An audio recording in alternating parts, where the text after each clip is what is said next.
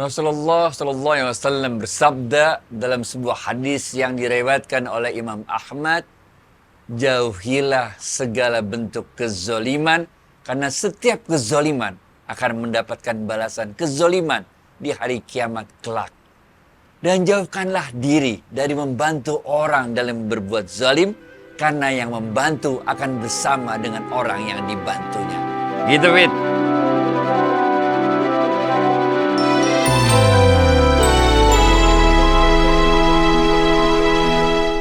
Assalamualaikum warahmatullahi wabarakatuh, sahabat Smart Skill School. Semoga kita semua selalu dalam lindungan Allah Subhanahu wa Ta'ala. Amin.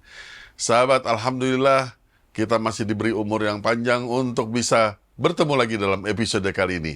Yuk kita langsung sapa Ustadz kita, Ustadz Adi Warman Azwar Karim. Ustadz, assalamualaikum, apa kabar? Waalaikumsalam warahmatullahi wabarakatuh. Sehat, berkah, bahagia selalu ya Allah. Amin. Amin, alhamdulillah. Ustadz, kalau kita berbicara mengenai orang-orang yang zalim ini, banyak sekali Ustadz. Nah pertanyaannya adalah, mengapa hukumannya tidak disegerakan saja di dunia ini Ustadz? Wah, itu ada hadisnya, waktu itu udah pernah kita bahas. Bahwa ada dua dosa yang akan dipercepat oleh Allah balasannya di dunia. Yang pertama adalah dosa zolim kepada orang lain. Dan yang kedua adalah dosa durhaka kepada orang tua. Oke? Dalam kitab Al-Kabair, ini yang ditulis oleh Imam Az-Zahabi, itu diceritakan sebuah kisah bagaimana seorang yang berbuat zalim itu dibalas langsung oleh Allah kezalimannya itu di dunia. Waktu itu dalam kitab Al-Kabair itu dijelaskan ada seorang yang merampas ikan yang telah diambil oleh seorang. Jadi ada orang mancing ikan, dapat ikan, kemudian orang ini datang mengambil ikan tersebut, memukul orang yang memiliki ikan tersebut, kemudian ikan itu dia bawa pulang. Ketika dalam perjalanan pulang itu, ikan tersebut menggigit jempolnya. Nah ini. Sehingga jempolnya itu infeksi, bawa ke dokter, sehingga karena infeksinya parah, terpaksa tangannya dipotong sampai pergelangan tangannya. Kemudian sampai sikunya, kemudian sampai pundaknya. Kemudian orang-orang bertanya padanya, apa sebetulnya yang terjadi pada dirimu? Kok tiba-tiba infeksinya begitu cepat menjalarnya sampai-sampai harus diamputasi sampai dengan pundakmu itu. Maka orang ini bercerita bahwa waktu itu dia merampok atau mengambil hak berbuat zalim pada orang yang mempunyai ikan. Orangnya dia pukul, ikannya diambil, sehingga ikan itu menggigit tangannya dan terjadilah hal tersebut. Kemudian orang-orang kemudian mengatakan kepadanya, Masya Allah, kalau demikian keadaannya engkau telah berlaku zalim pada orang tersebut. Mintalah ampun kepada orang tersebut, sehingga Allah menghentikan balasan atas kezalimanmu itu di dunia ini. Maka orang ini kemudian mencari orang yang tadi pernah dia ambil ikannya itu, kemudian dia ceritakan keadaannya, dan ketika itu orang yang diambil ikannya itu mengatakan, setelah aku melihat keadaanmu seperti ini, aku maafkan semua dosa-dosamu, kesalahanmu pada diriku yang telah menganiaya, menzalimi diriku. Kemudian orang ini bertanya, orang yang udah puntung tangannya itu, benar gak?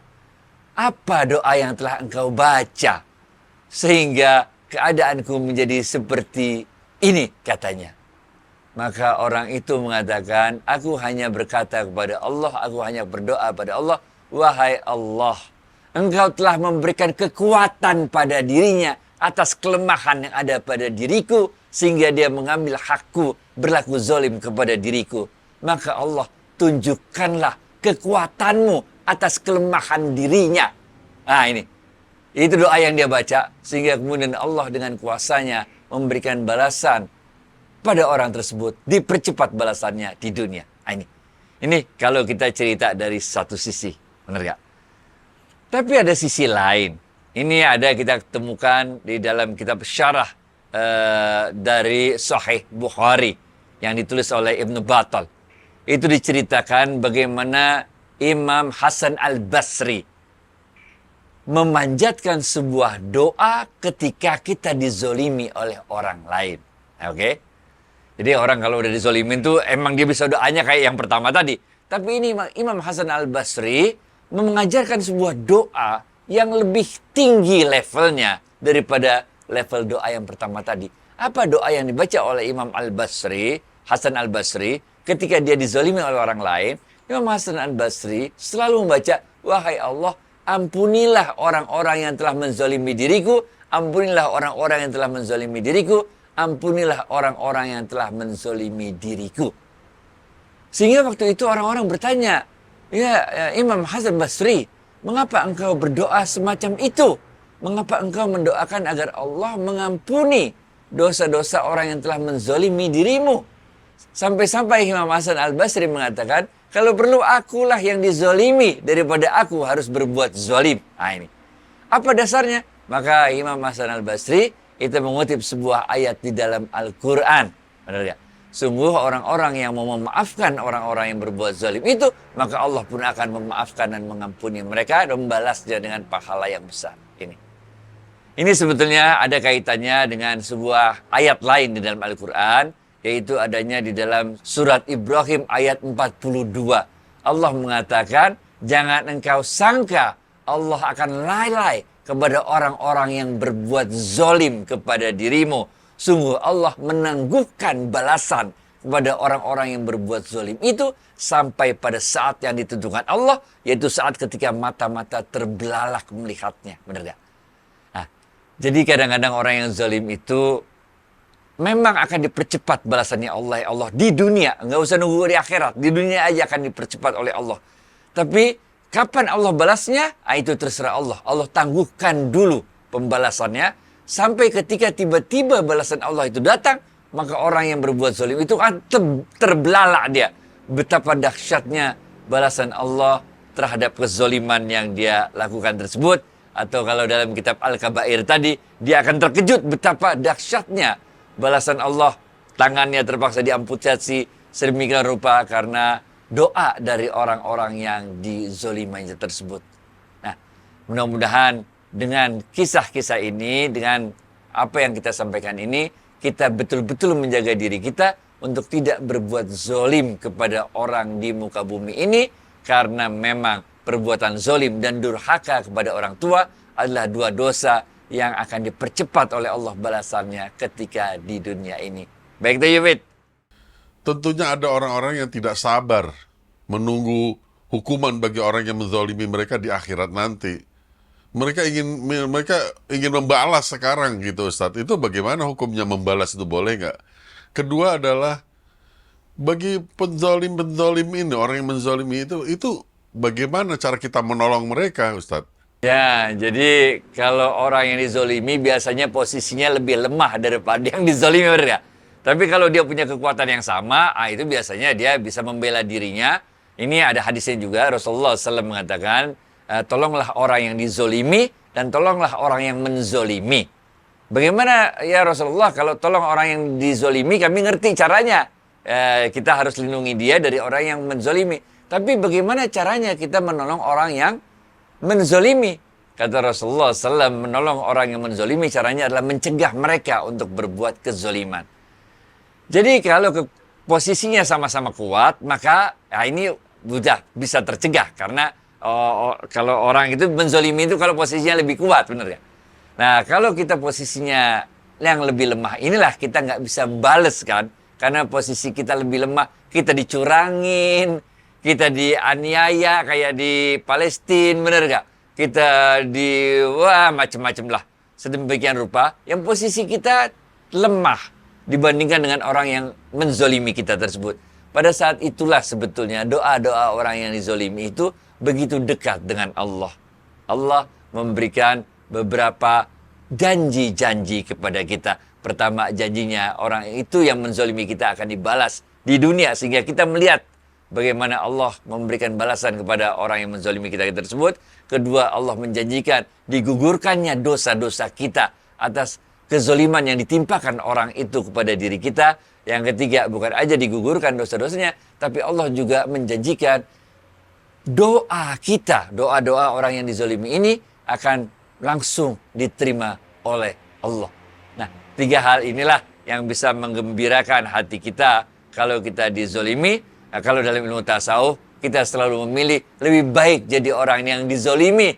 Karena kalau posisi kita menjadi orang yang dizolimi, kita menjadi dekat sekali dengan Allah. Sebaliknya, kalau posisi kita menjadi orang yang menzolimi, maka kita akan jauh dari Allah dan akan mendapatkan balasannya di dunia dan di akhirat kelak.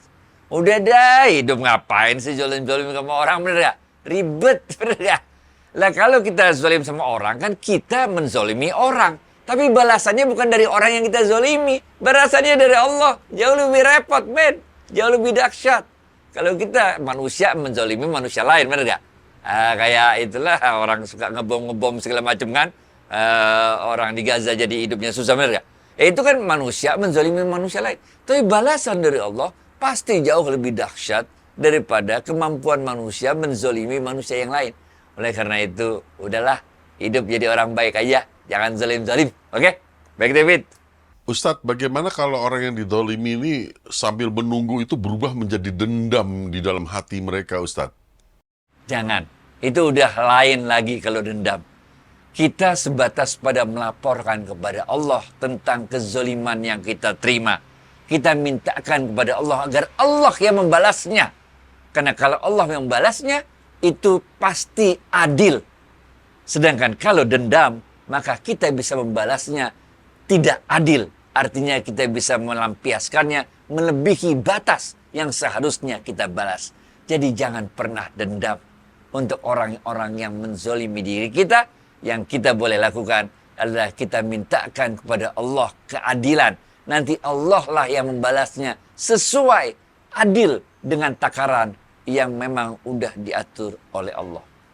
Rasulullah SAW pernah bersabda, ini diriwayatkan oleh Imam Bukhari, takutlah kalian kepada orang-orang yang dizolimi, karena antara orang-orang yang dizolimi dengan Allah tidak ada penghalang sama sekali doanya ijabah. Ini men, hati-hati.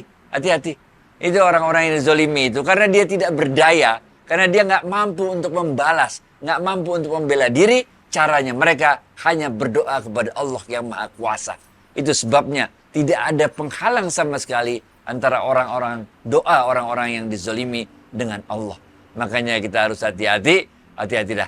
Kalau orang-orang yang dizolimi itu udah benar-benar tersentuh hatinya, kemudian mereka itu berdoa dengan rohnya, dengan kolbunya berdoa kepada Allah, melaporkan kepada Allah tentang kezoliman yang menimpa dirinya, hati-hati. Kalau kita dizolimin orang, kita bersabar, dan kalau mau sanggup, pakai doanya Imam Hasan Al-Basri, pakai doanya Imam Hasan Al-Basri aja.